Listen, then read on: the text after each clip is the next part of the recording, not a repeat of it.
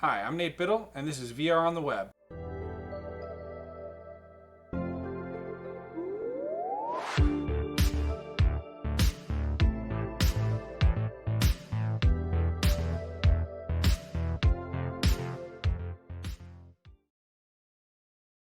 Hey everyone, welcome back. This is the Metaverse update number 10, and today I wanted to talk about Facebook's outage, how that affects Oculus and the Metaverse, and my thoughts on things that can be done to make outages like this less severe for the XR industry as a whole.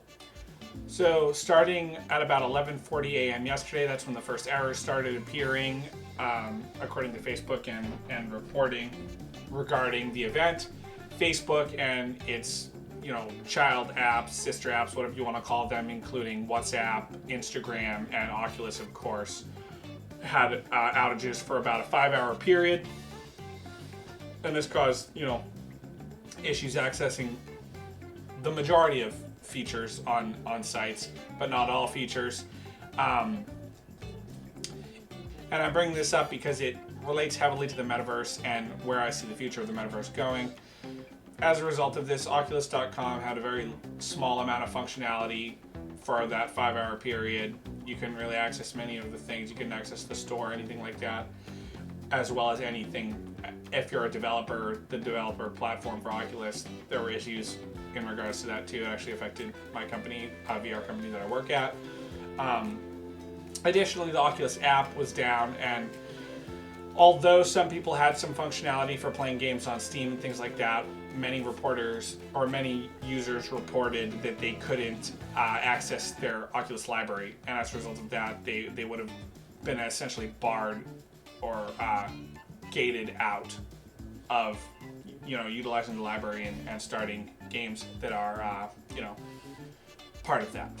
So a statement was made by I hope I'm pronouncing this right, Santosh Janardhan, who's the vice president of infrastructure at Facebook. He said that a configuration change on the backbone's routers for Facebook and the sibling apps were the cause of the outage. They said that they don't suspect a hack. However, there are some stories alleging that Facebook.com, the domain, was up for sale for a period of time during the day. I don't know the accuracy of those stories, but I will include a link below so you can take a look and decide on that yourself.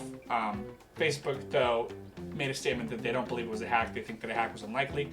That doesn't mean it wasn't a hack, but that's their stance right now, was that the issue was a configuration change. So the effect that this has on Oculus is, as I mentioned, library was down, Oculus.com was down, Oculus Guide. This would have made it so that the purchasing of new apps wasn't really possible for anyone. So anyone who wants to buy a new game on Oculus, specifically the Oculus app or Oculus.com, they wouldn't have been able to do so for that 5-hour period. This would have caused financial problems for Facebook, but more importantly, it stops people from accessing the store and purchasing things and engaging in VR experiences, new VR experiences. So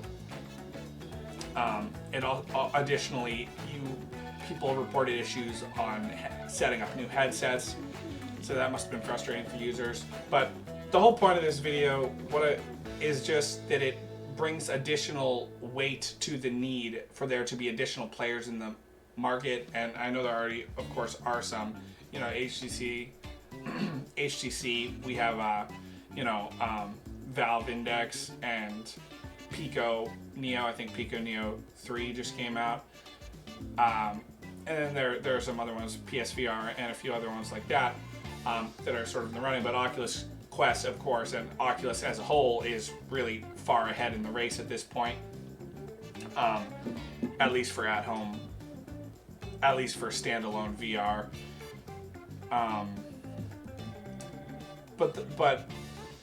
But it brings up the point that decentralization is a must, and no one sort of infrastructure should be the linchpin or the foundation stone upon which everything is built, which could lead to problems if that thing goes down.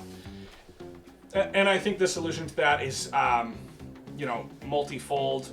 One thing is just to have additional competitors, like I mentioned, and what would be good is to have more and more stores. You know, it's great that Steam's around. That was working during this outage, you know, but aside from that, you have the Oculus store on App Lab, which is Oculus as well. Outside of that, there aren't too many options for the purchasing and using of apps. Of course, PSVR, the PlayStation Store, but they're a smaller player and it's very niche. So seeing more stores appear would be great. And then additionally, WebXR is really important in this regard, to not be pigeonholed into having to use the proverbial door that is a store. WebXR experiences, you know, as they grow in fidelity and performance, are going to be more and more important, because it would take the entire internet going down for all of those to fail. But a person might have a website and they have the VR experiences on their website. If their site goes down, all of the other sites that have VR experiences will still be up. So WebXR is really important, in my opinion, as a result of that. You know, tangentially related is just the need for decentralization across the internet as a whole, and you know, blockchain is important for that. It doesn't really apply to this situation, but you know, decentralization as a theme will be great to see going forward in the VR industry, and the rise of WebXR, I think, is something that is going to be seminal in the creation of a broader, you know, more wide-ranging, widely adopted metaverse. So there isn't going to be the metaverse can't be owned by one group, one company, or even just a few companies. It needs to be created, owned, and run by many people in a decentralized fashion. Let me know if you agree below. Let me know what you think about the outage or anything related to it. Did it affect you in regards to Oculus, using your headset or anything like that? Outside of that, thanks for joining. I'll be back next week with the Metaverse update number 11. If you enjoyed the content, give me a like, subscribe if you haven't already subscribed. I'll talk to you again soon. Bye.